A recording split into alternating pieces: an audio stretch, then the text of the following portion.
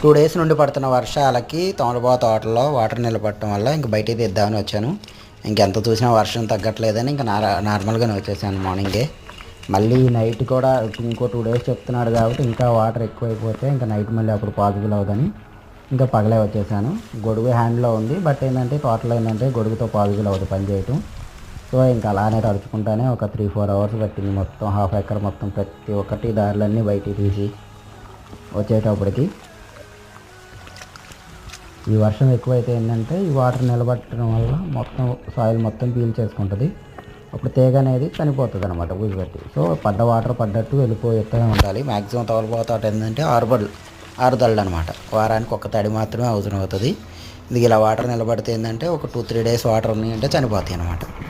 So అలా ఒక 2-3 hours అలా తీసేసాను. చూసారా మొత్తం వర్షంలో తీసేటప్పటికి వణుకొచ్చేసింది.